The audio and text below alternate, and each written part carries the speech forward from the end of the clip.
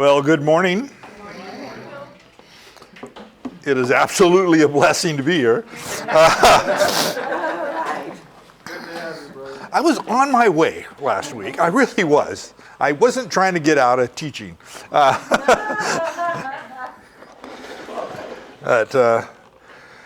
if those of you don't know, so I came out of I was on Arena, near Arena and Truxell at a stoplight. Light turned green. I proceeded, hot rodding across the road. No, just proceeded to got all the way about 2/3 or so through that intersection of like 10 lanes. And wham, something hit me. And lady ran a red light, and she was more shook. What's that? Was it Victoria? No. So she was pretty shook up. As soon as the impact, I first thought went through my head was, am I alive? I got burned here from my airbags going off, and anyway, other than bad bruise on my leg, my calf, it's I feel, yeah. Well, I was sore. Yeah, I was pretty sore. Yeah, I was here. I'm here. So I appreciate everybody who called and the RCBC Uber crew who have given me rides. So that's good. So what we're going to do today is I'm going to start a series on the divided kingdom, excuse me. Could be 3 weeks, could be 4, could be 7, could be 8, who knows? We'll see how fast we go. We'll probably have breaks between if it's going to go a long time, right? So, but anyway, we're going to spend some time. So I'm going to cover today what I was going to do last week. I will not try to do week 1 and 2 because anyway, we'll just do week 1. So we're going to be talking about the divided kingdom, which, when you look at the divided kingdom and the things that go along with the divided kingdom are really a very major part of history of the Old Testament. I mean, there's just God's at work, and there's just a lot of things that were happening in that period between all these kings, and especially but also the prophets that are mentioned throughout the Bible. A number of them have their own books, so we'll be talking about that. So I'm going to start with just a little word of prayer. Dear Heavenly Father, thank you for this time for us to look again at your word, focusing kind of on the historical perspective of this era of Bible history. May it encourage you to want to dig deeper into the Old Testament and the Word and its meaning on our life. We just ask all this in Jesus' name. So, we'll have to see how long I can stand up. No, I do not want to sit. I have that little stool that the guy that did the Israel thing. I still have that. He wants No, it's okay. I have that my pointer though, because it's my crutch. Okay. So we're going to be talking about the divided kingdom, but today what I want to do is like a 35,000 foot overview of church history leading up to the divided kingdom. So a lot of this stuff I've talked about in a lot of other talks, but I thought it would be good before we start the series to kind of try and put everything into perspective. So I'm going to spend today kind of looking at some major periods of history, kind of would get more granular as we go along, leading up to some of the items that lead to the divided kingdom. Next week, we'll start actually digging into some of that stuff. So bear with me. So that's what we're going to do. So a little introduction to the series. I got my infamous timeline. Modified, of course. So we're now here. We're out of this purple period. We're now in the divided kingdom period of church history. And that period of time covers the northern kingdom and the southern kingdom, Israel and Judah. And you'll see that the northern kingdom does not last this whole period. but the southern kingdom does. I think when you're looking at this time period, I wanted to point out that there's been some covenants from God that have been led up to this period that kind of talk about the people of Israel and kind of puts it in perspective of why we get into the position we get to at the time of the divided kingdom, and how the people, God's people, Israelites, were not following God's lead. So several things happened. So we had the Abrahamic covenant, which basically God promised Abraham that his people would become a nation, a major people group, if you will, and that he was going to give them land, promised land for his people. Later on, we have, excuse me, I kind of put this out of order, didn't I? Yeah. No way. Before Abraham, we should have had, I went through this since I had an extra week. I went through these slides about 50 times.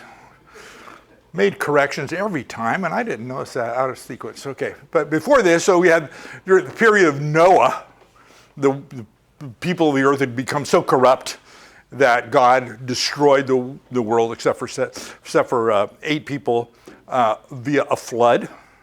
And he promised at that time that he would never destroy the earth again with a flood. And the rainbow. Oh. Better for the video.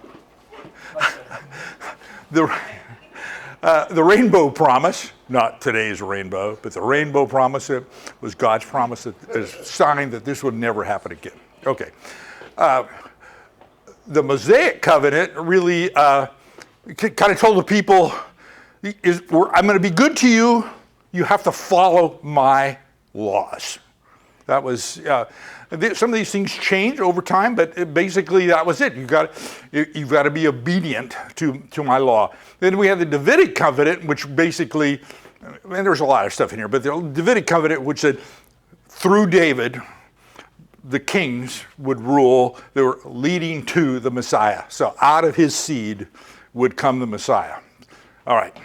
So it's important to kind of look at those things because this kind of sets the framework of what the Israelites how they're supposed to live and what they should have done. Okay. So when we're looking at this, I like I did most of the time. So I want to kind of point out what's in the Bible that covers this. So we have the northern kingdom, southern kingdom. There's 19 kings and 9 prophets, and northern kingdom, southern kingdom, and these are the time periods that covered. But we had 20 kings and 5 prophets. So we have the books, First and Second Kings and Second Chronicles, which really is the major stuff that talks about this period of the kings. But we have the prophets. These things when we'll be going through this, will dovetail with all these kings. To understand the divided kingdom and the problems that occurred historically and if you will, theologically, you have to understand the prophets. So we have several prophets that tie directly to this period. Isaiah, Jeremiah, Hosea, Joel. You'll see them here. These are books. There's a lot of other prophets. They don't have their own books. But these prophets have their own books, and they tie directly to this period of time. I pointed out 3 other prophets that we believe occurred at that time, but they were not dealing with Israel, the Israelites.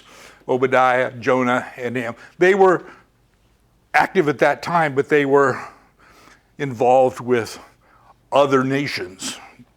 Jonah, Nineveh. Yeah. So you have that. And then you have other prophets that have books and are mentioned, but they really deal with the period of exile. And so that's not covered in this period of time. So you had others like Daniel and Ezekiel and so forth. Okay, so I'm going to start out here just with, like I said, 35,000 feet.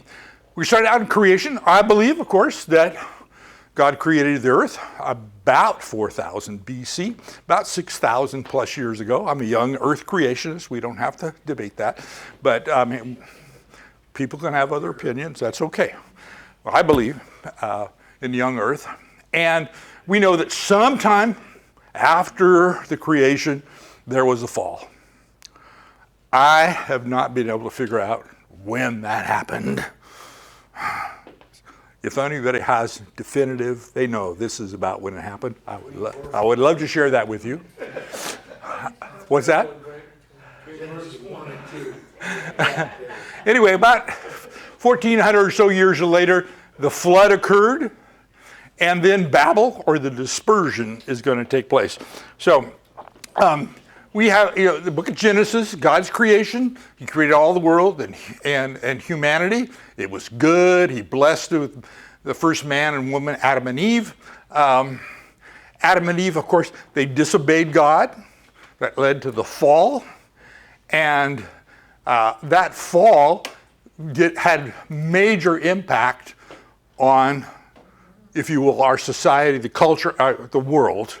And God cannot tolerate evil.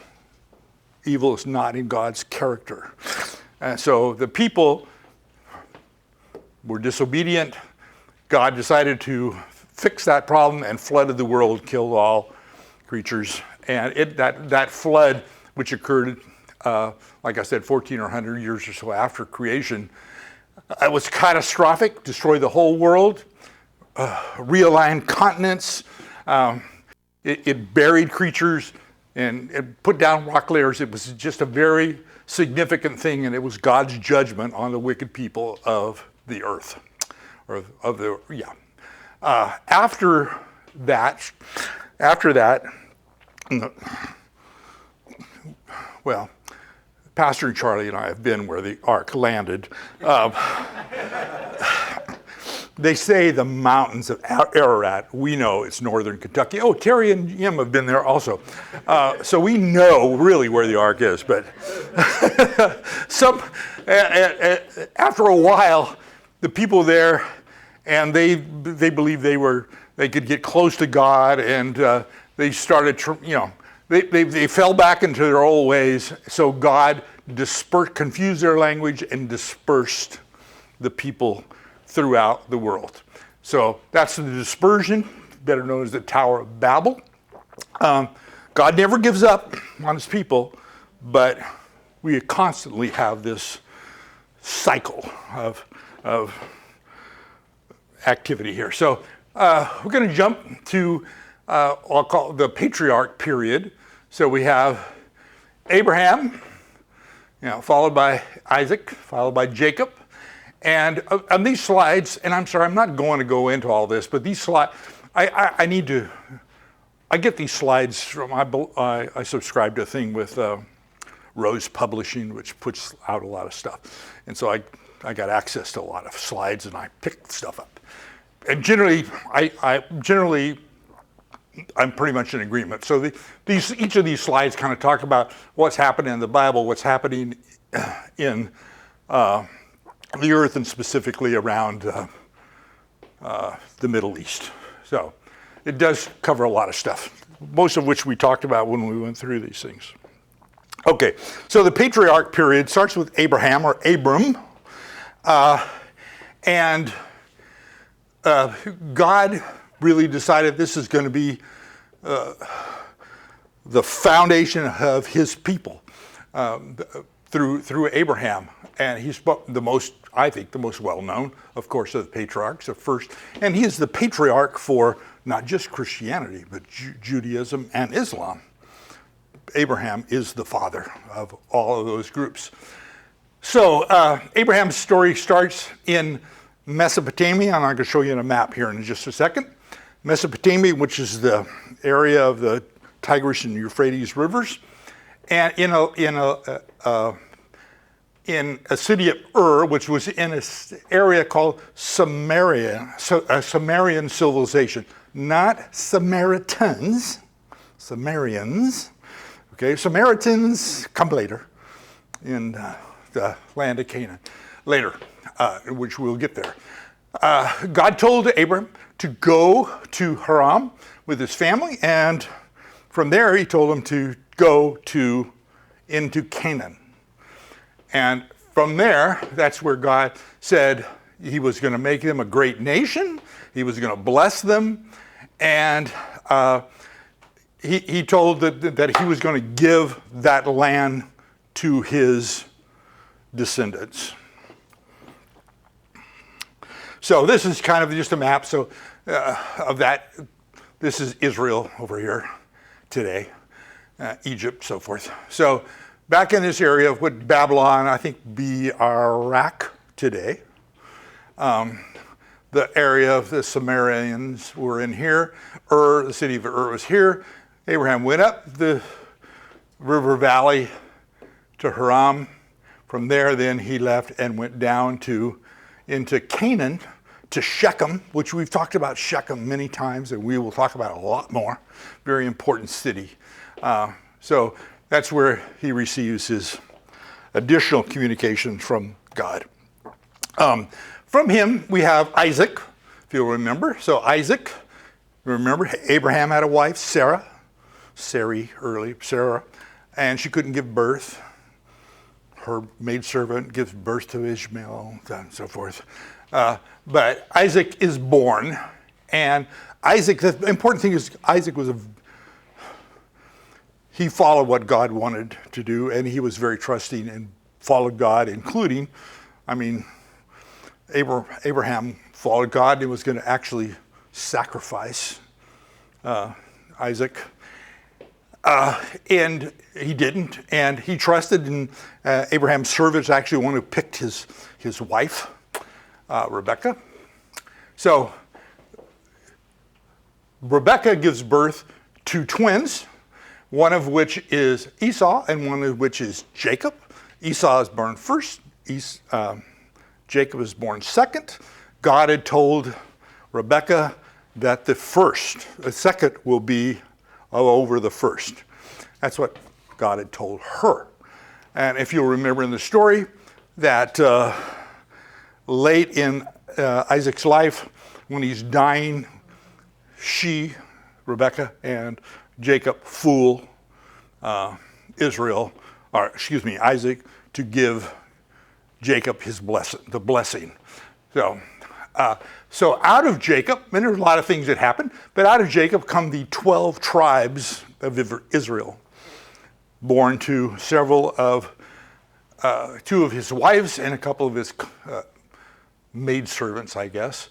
And all these were born. The most important thing is from Rachel, his favorite wife, Joseph, obviously his favorite son, and Benjamin were born. Because of this blessing,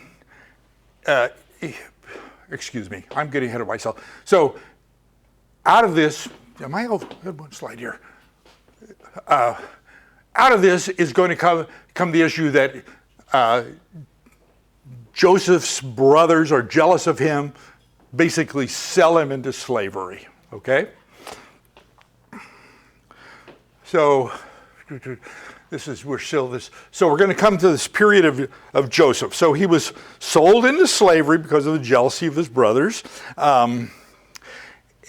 But they sell him into slavery in Egypt, but he rises in prominence. There's a whole lot of story here, but he becomes number 2 in Egypt. Predicts the famine. Pharaoh makes him number 2. He does all these things to ensure the prosperity and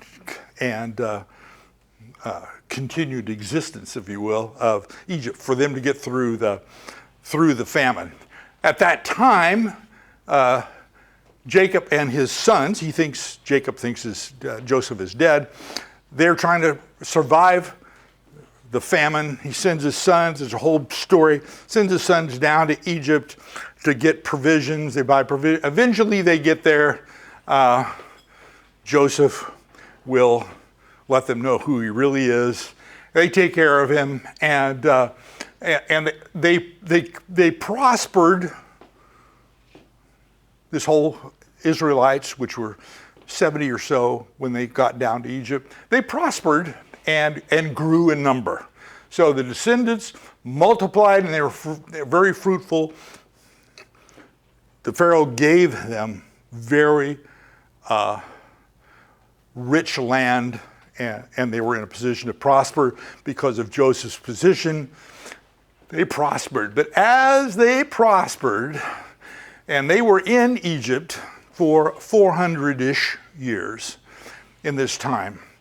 During that time, we're gonna migrate from here into Moses.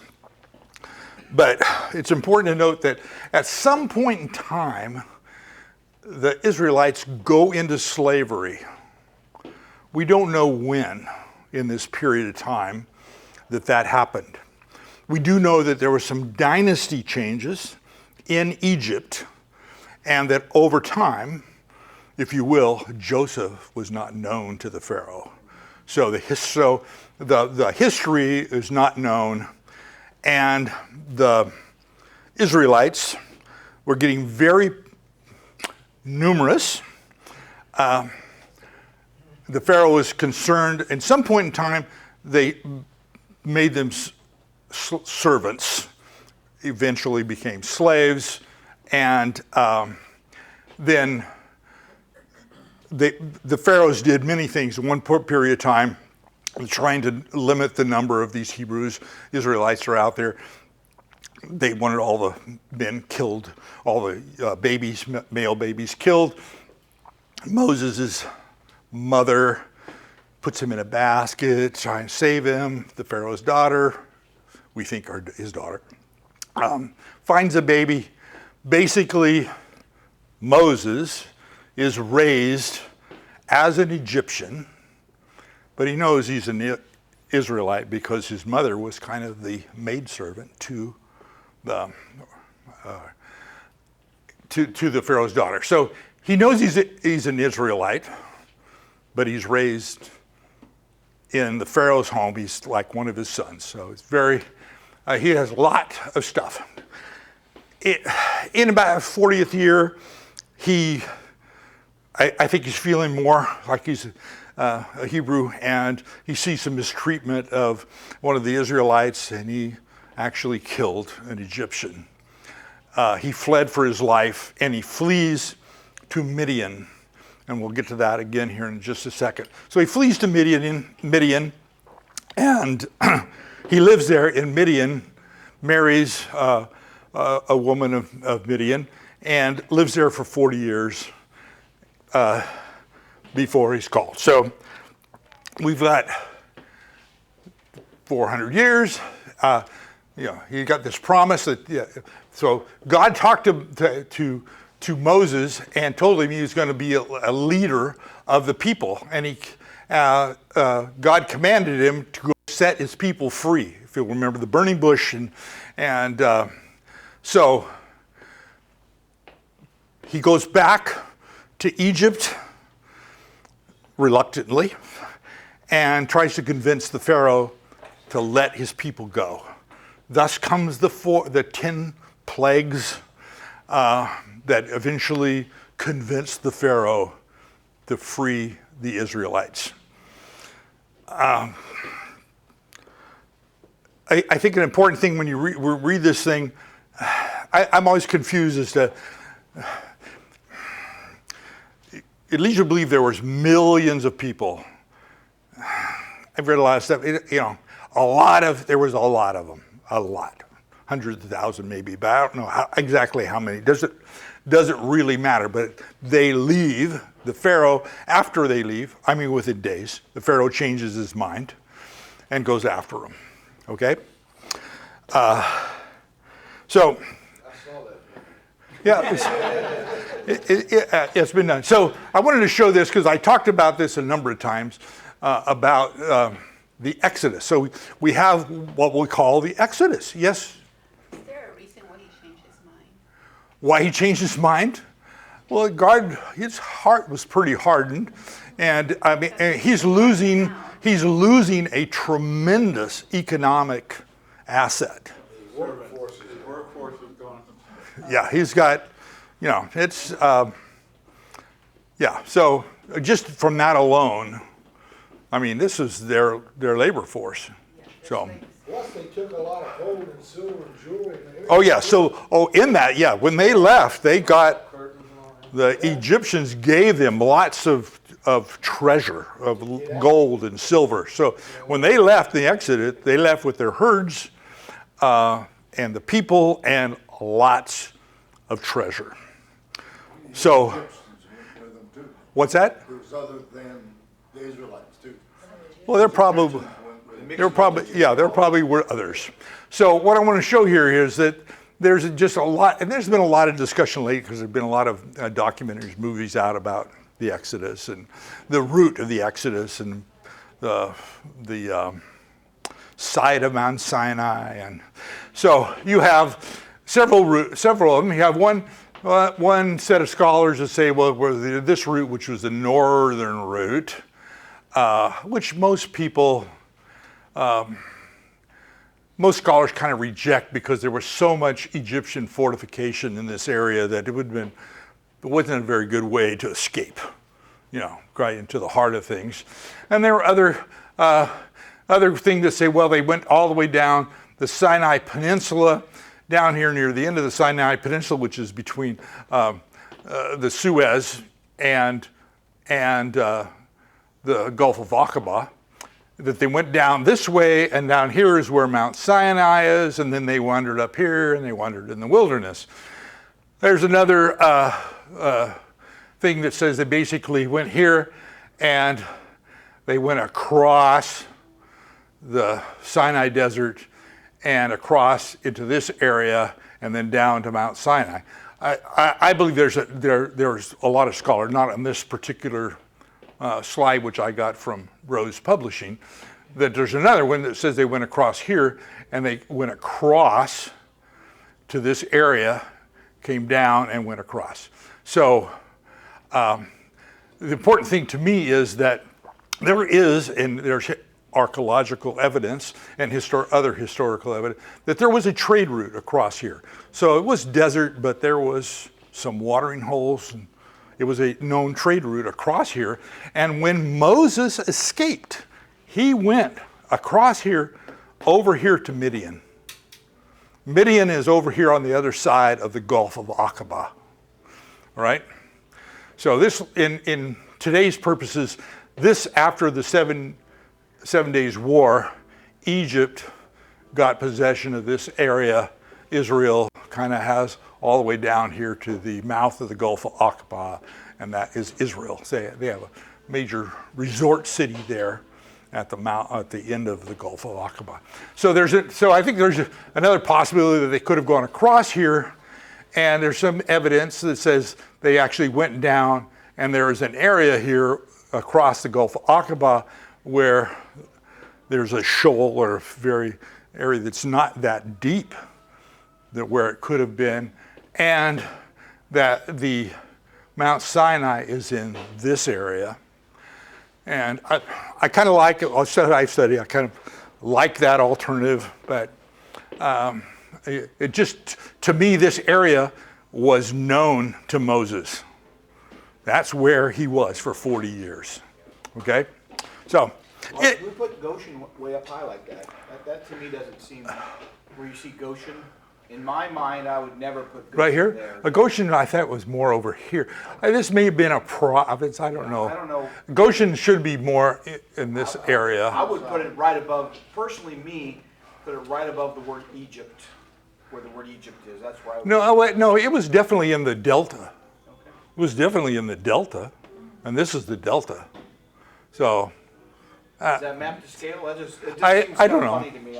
Like I said, I grab these from different sources. I don't totally agree with all of them, but I mean, it doesn't make me an expert. But okay, so though they freed the slaves from Egypt, the people still grumbled. They wanted to be free, but they didn't want to be free. They grumbled all the time. if you remember. They're going to wander in the wilderness because they didn't accept God's word that this was the land. They sent spies up to spy out the land, and they came back. 10 of the 12 came back and said, "Oh, it's really nice up there, but there's just fortified cities and there's giants and not good." And, Joshua and Caleb said, "No, we got to go. God told us to go." The people choose to go with the grumblers, and so God sends them to wander another 38 years in the wilderness. So the things that come out of this, so early, when they got to Mount Sinai, that's where God gave them the 10 Commandments, and that's where he gave them all the rules about the tabernacle, their place of worship, a tent that went with them. So a lot of those things happened early in that period. So that 40 years happens. They're ready to go into the promised land because of Moses' indiscretions. God doesn't allow him to go into the promised land. He allows him to see it, but he doesn't go in. And they're given the promised land. And thus we lead to what we'll call the conquest period, where, so after this exile, we have the conquest where Joshua leads the people of Israel into the promised land. God tells them, destroy those people, take this land. Of course, they didn't do that. They took care of quite a few, but they didn't do everything God told them to do. But they did proceed to take the land, pretty much, and there's when they divide the land between the 12 tribes. The land's divided between some of the tribes, not Levi. They give stuff throughout the land, and Ephraim and Manasseh, which were sons of Joseph, got their portion also. So, but they didn't get rid of the people. So there were still people they were having problems with, as far as the Canaanites, Ammonites, and other nomadic tribes. The Philistines were big, and we talked about this before, a big problem for the Israelites during this period. So after Joshua dies, there's a short period of time, probably where the patriarchs the elders, the peers of Joshua, are kind of leading things, but they basically go into what we call the period of Judges. So Judges. So we went through a whole thing about the judges. There are all these judges throughout Israel. The important thing is the people would disobey God, and they'd go through this cycle. They disobey God, and we talked about this when we talked about the judges. It's not a thing, when they're talking about these things as specific judges, we're not usually talking about the whole of Israel. It's usually regional areas that these things were happening in, and some of them overlapped. But basically, they would disobey God. God gave them all these rules, and they continuously disobeyed. They always fell into idolatry and other things. So they would disobey God. They'd get oppressed by whomever it was. And eventually, they'd cry out to God for help.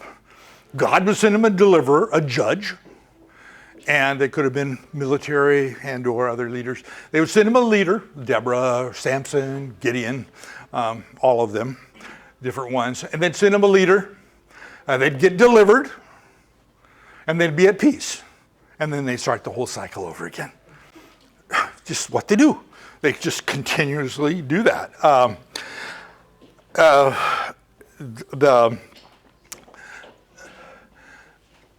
So we have the whole issue of this oppression and service, and it's just continuously, the people of Israel are continuously falling away from what God has told them to do. God's major message is obedience. And to be obedient was not a major hardship, really. God's is what he wanted him to do was, we would consider to be a pretty civil way of living. So we're getting down to just about where we're going to start the period leading up to the divided kingdom. So at the near the end of Judges, remember we talked about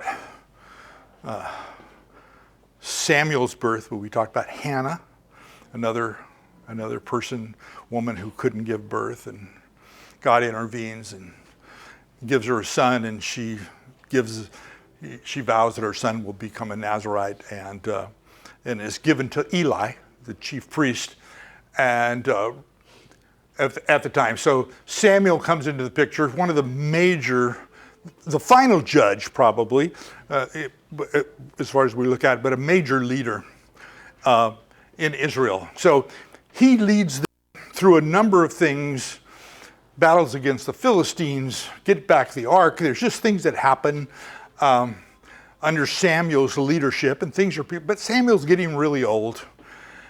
And the people, as always, they don't like things. They want a king. They wanted a king. Like all the other nations have their own king. Why don't we have a king? So God says, fine, you can have a king.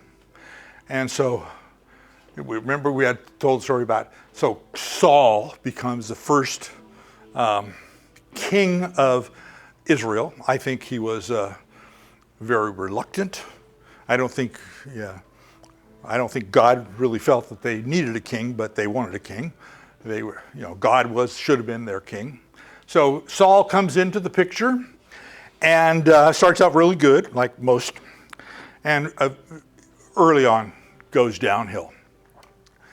During that period, God just tells Samuel that he's going to take away his anointing on Saul and give it to David. And there's a whole story there, how David is anointed king, not made king, but he is to be the king. He interacts with Saul, part of his court, in favor, but he's a pretty successful individual within the court, well-liked, and to the point where the people were praising him, and Saul gets very jealous, leads to about 7 years of Saul pursuing him, David running all over him and his mighty men, and until in the end, in a battle they were having, Saul and most of his sons are killed while Saul commits suicide. And at that time, David becomes the king of Judah. Lower area. We're not divided kingdom yet, but we're down in Judah. Saul's remaining son, Ishbosheth, is kind of the king, but a civil war ensues for several years. There's a civil war. Eventually, Ishbosheth is killed, and we won't go into that. It wasn't by David, but he's killed. And at that time, then David is made the king of all of Israel. So David is actually a very godly man. I think I have a slide here.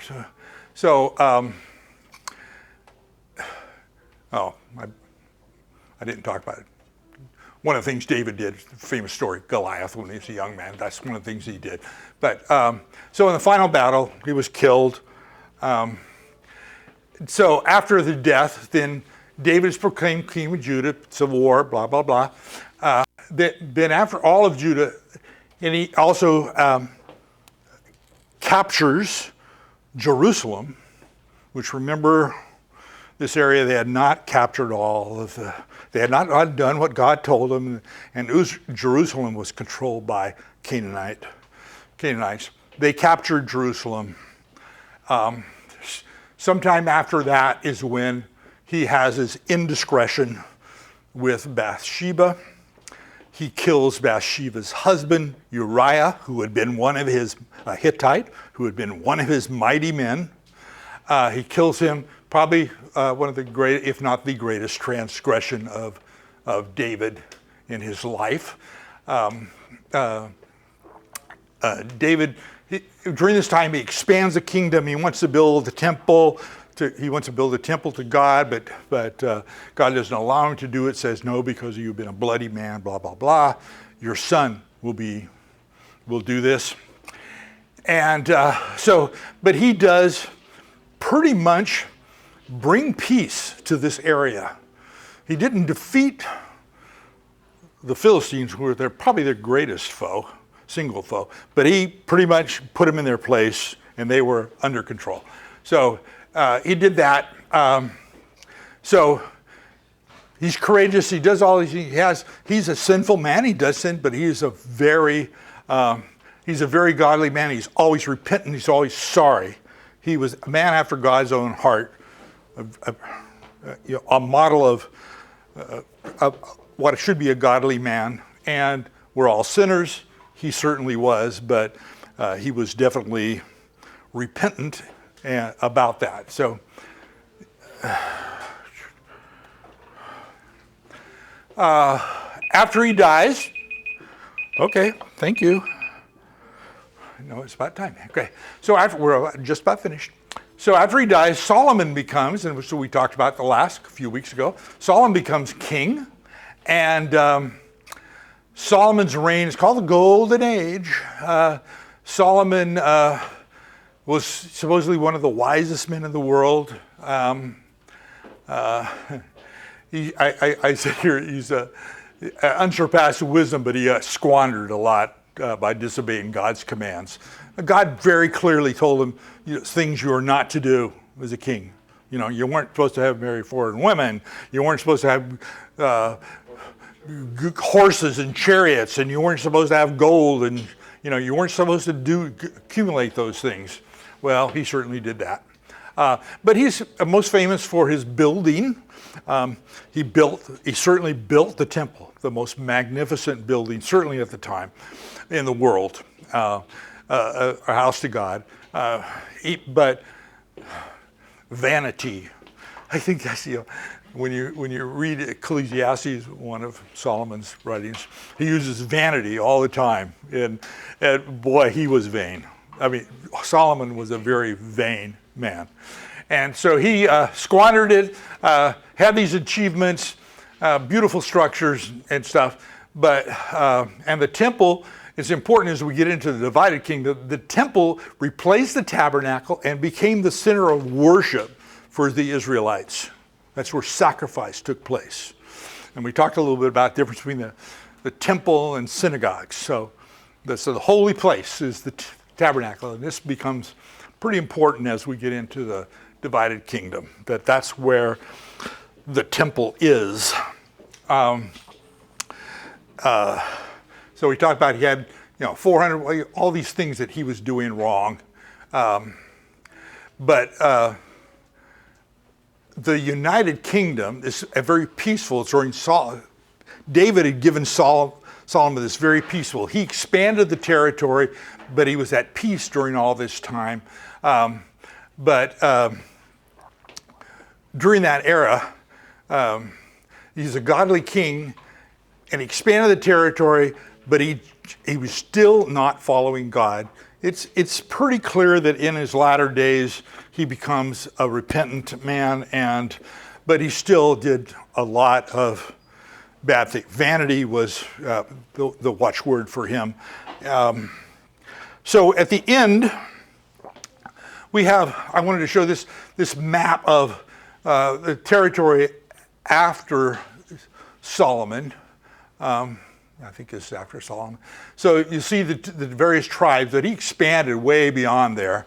And just a word. So in this area, which becomes the southern kingdom of Judah, which is Benjamin and Judah, you'll see right here, which initially where Simeon was. And it's interesting to do a little research, but Simeon as a tribe they dispersed and intermarried, and there is no longer this territory at the time of the divided kingdom. This is no longer called Simeon's area. So It's kind of important. Dan moves up north and so forth. Okay. So over his 40-year reign, Solomon, did great things, but he did a lot of things that were not pleasing to God. And even the prophet prophesied that told him, because of your indiscretions, I will divide your nation. So that is what leads into this. So as he dies, time of his death, they've prophesied that I'm going to tear your nation into two. So that will lead till next week when we start really talking about the divided kingdom. Anybody have any questions? That was kind of a fast 35,000 feet overview, but I don't know how many mistakes I made. But anyway, any questions? All right, next week we'll start hitting the divided kingdom. Oh, I have slides here if anybody wants a copy. No,